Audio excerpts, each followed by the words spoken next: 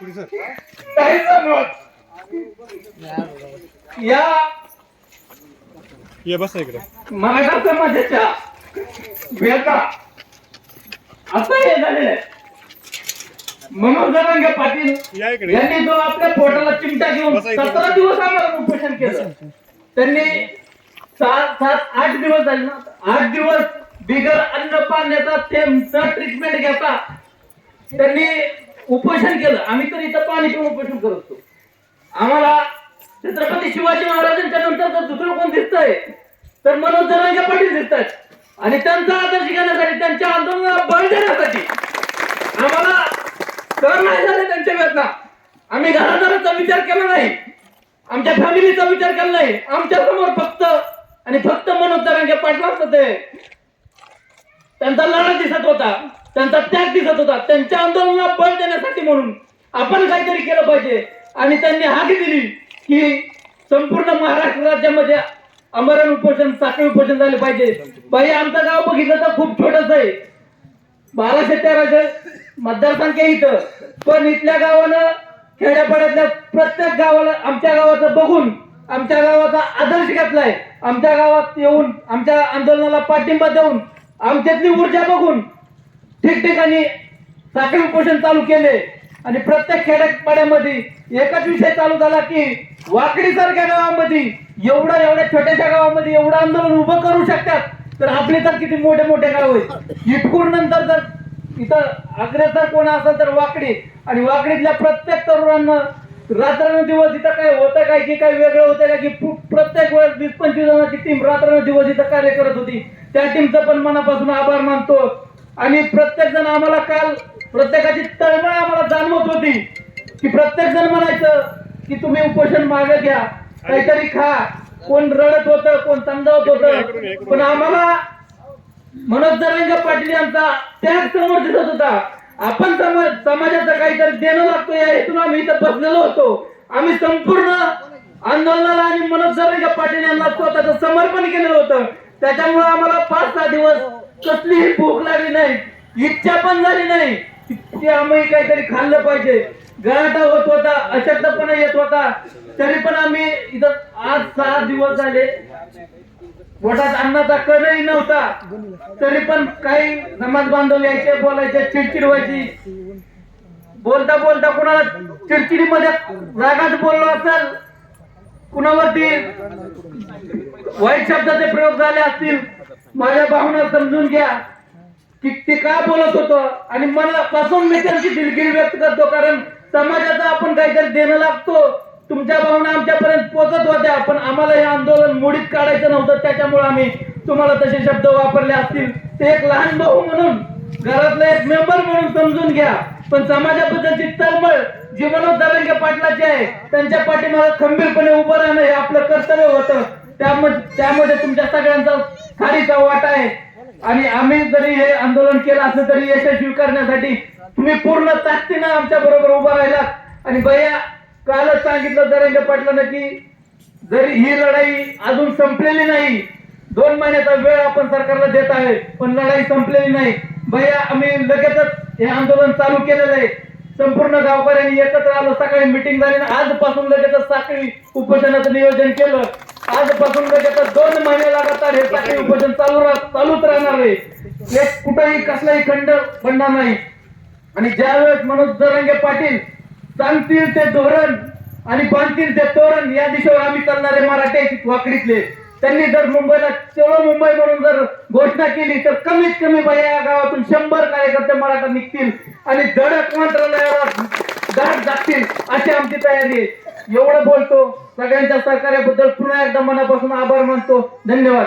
यानंतर प्रत्येक गायकवाड बोलतील, त्यांना मी विनंती करतो की आपण 2 शब्द बोलावे.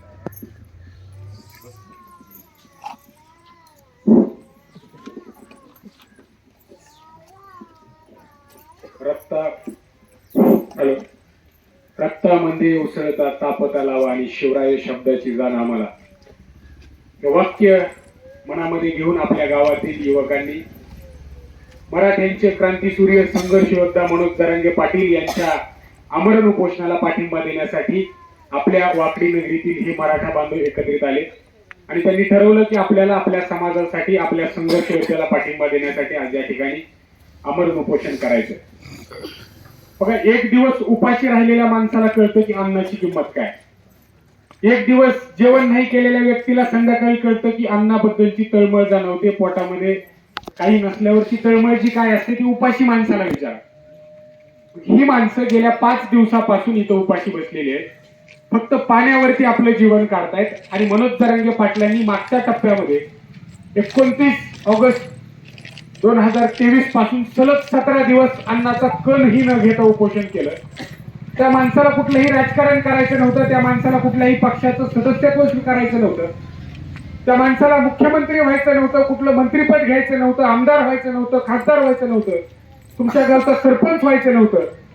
त्या माणसाच्या मनामध्ये एक निस्वार्थी भावना होती आणि तळमळ होती की आपण या मराठा समाजामध्ये जन्माला आलो, की आपण छत्रपतींचे वंशज आहोत, त्या मर्द मराठ्यांचं रक्त आपल्या अंगामध्ये आहे आणि त्या समाजासाठी काहीतरी आपण देणं लागतो. त्या समाजाबद्दल आपलं काहीतरी कर्तव्य आहे. म्हणून त्या समाजासाठी त्याग करणं आणि त्या समाजातल्या दीनदलित लोकांना, त्याच समाजातल्या आर्थिकदृष्ट्या अक्षम असलेल्या लोकांना आणि त्याच समाजातल्या जे लोक शिक्षणापासून, नोकरीपासून आणि वेगवेगळ्या क्षेत्रामध्ये आरक्षणापासून वंचित राहिले, अशा लोकांना आरक्षणाची किंमत, आरक्षणाचं महत्व माहीत आहे, परंतु त्यांना ते आरक्षण प्राप्त नाही. अशा मराठा समाजाला आरक्षण मिळवून देण्यासाठीची जी ही लढाई होती, या लढाईसाठी मनोज जरांगे पाटलांनी निस्वार्थी भावनेनं, कुठलीही अपेक्षा न ठेवता काम करण्यासाठी सुरुवात केली आणि मराठा समाजाने त्यांना डोक्यावरती घेतलं. बघा, मराठा समाज कुणालाही डोक्यावरती घेत नाही. आपण फार हुशार लोक आहोत. मात्र आपल्या सर्वांना माहिती आहे की समाजाबद्दलची तळमळ असणारा, कुठलीही स्वार्थाची भावना मनामध्ये ठेवून न ठेवून समाजासाठी दिवस रात्र मेहनत करणारा एक सक्षम माणूस कोण आहे तर मनोज जरांगे पाटील आहे.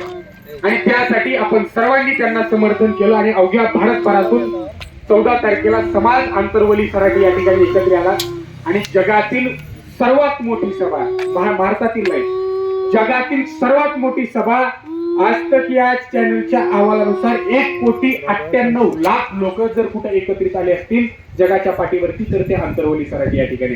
ही मराठ्यांची ताकद आहे की अशी चामूची असती आहे की वदले श्री शिव छत्रपती, दिल्ली देखील झुकली असती पाहून कराड आणि बारामती.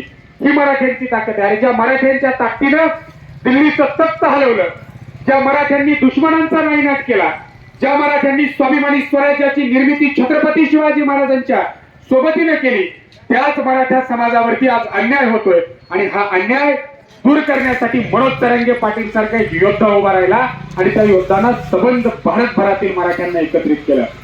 मला आज कौतुक करावं वाटतं तुमच्या गावातल्या या 3 योद्ध्यांचं. खऱ्या अर्थानं समाजाबद्दलची तळमळ, अन्न पाण्याचा कणही न घेता गेल्या 5 दिवसापासून हे तुमच्यासाठी उपोषण करतायत. आरक्षणाचा फायदा या वाकडीतल्या फक्त 3 लोकांच्या परिवाराला होणार नाही. आरक्षणाचा फायदा या फक्त 3 लोकांच्या लेकरांना होणार नाही. आरक्षणाचा फायदा फक्त मनोज जरांगे पाटलाच्या लेकराला होणार नाही, तर आरक्षणाचा फायदा भारतातल्या आणि तळागाळात काम करणाऱ्या प्रत्येक काबाड कष्ट करणाऱ्या गोरगरीब शेतकऱ्याच्या, गोरगरीब मराठ्यांच्या पोरांना होणार आहे. आरक्षणाबद्दलची तळमळ काय असते, आरक्षणाची धग काय असते, आरक्षण नसल्यावरती आपण कुठल्या जगाच्या कानाकोपऱ्याला फेकले गेलो जातो. एका मार्कामुळे किती जणांचा नंबर हुकला गेलाय. आरक्षण नसल्यामुळे आमच्या समाजातल्या कितीतरी लोकांनी आज आत्महत्या केल्या. 18 वर्षाच्या पोरांनी विहिरीत उडी टाकून, बिल्डिंग वरून उडी टाकून, विषाचा घोट घेऊन, गळ्यामध्ये फास घेऊन आत्महत्या केली. का तर ती समाजासाठी केली. समाजाच्या ह्या वेदना देखवत नव्हत्या, समाजाची ही तळमळ देखवत नव्हती. मनोज जरांगे पाटील म्हणतात, एकत्रित आलेला माझा समाज हा फक्त एकतेची गर्दी नाही, एकत्रित आलेला माझा समाज ही फक्त करोडची गर्दी नाही, तर एकत्रित आलेला समाज हा माझ्या समाजामधल्या वेदना दाखवतो. आणि खऱ्या अर्थानं आरक्षण ही आपली सर्वात महत्वाची वेदना आहे आणि ही वेदना आज लाखोच्या करोडोच्या संख्येने एकत्रित आहे. मराठ्यांनो, ज्या ताकदीनं आज आपण या आमरण उपोषण करताना पाठिंबा देत आहे, त्याच ताकदीनं इथून पुढच्या प्रत्येक काळामध्ये सामाजिक असेल, राजकीय असेल, आर्थिक असेल, या प्रत्येक क्षेत्रामध्ये मराठा समाज हा लाखोंच्या संख्येने एकजुटला पाहिजे, लाखोंच्या संख्येने एकत्रित आला पाहिजे. कारण शब्दामध्ये गोडवा, आमच्या रक्तामध्ये इमानदारी आणि खपून आम्ही घेत नाही कधी कुणाची जागीरदारी. आले किती गेले किती अजून शिवाचा धाक आहे. मोडेल पण वाकणार नाही मराठ्याची जात आहे. मोडेल पण वाकणार नाही मराठ्याची जात आहे. आणि याच मराठा जातीचं महत्व, तानाजी बाजी मुरारबाजीचा तो इतिहास, छत्रपतीच्या संघर्षाची शिवगाथा, शिवचरित्र, मराठ्यांच्या लोकांनी महाराष्ट्रासाठी भारतासाठी सांडलेलं रक्त, या प्रत्येक रक्ताच्या थेंबाची जाण असू द्या. आंतरबली सराठीच्या आया बहिणीच्या सांडलेल्या रक्ताच्या प्रत्येक थेंबाची किंमत तुमच्या मनामध्ये असू द्या. आणि आपण या समाजामध्ये जन्माला आलो, या समाजासाठी आपण देणं लागतो, ही भावना आजपासून प्रत्येकानं मनामध्ये ठेवा. आणि समाजासाठी तिथून पुढच्या काळात प्रत्येक जण लढत राहावा एवढीच अपेक्षा करूया. आणि या सर्वांचं पुन्हा एकदा सर्वजण एकतेच्या ताकदीनं याच समाजासाठी हा आरक्षणाचा लढा कायम ठेवूया. सरकारनं आपल्याला 2 जानेवारी पर्यंतची मुदत दिली आहे. 2 जानेवारीला आपल्याला आरक्षणाची विजयी यात्रा काढायची आहे. आपल्याला गॅरंटी आहे की आपला संघर्ष योद्धा हा मागे हटणारा नाही. आपला संघर्ष योद्धा कुणाला मॅनेज होणारा नाही. आपला संघर्ष योद्धा हा जातीसाठी माती खाणारा संघर्ष योद्धा आहे. त्या मनोज जरांगे पाटलाचे आपण सर्व मावळे आहोत, त्या छत्रपतींचे आपण मावळे आहोत. म्हणून पुन्हा एकदा सगळेजण मराठ्यांची ताकद दाखवूया. एक मराठा, एक मराठा, आरक्षण आमच्या हक्काचं, नाही कुणाच्या बापाचं, आरक्षण आमच्या हक्काचं, नाही कुणाच्या बापाचं. जय जिजाऊ, जय शिवराय. यानंतर मी प्राचार्य जगदीश गवळी सरांना विनंती करतो की आपण बोला.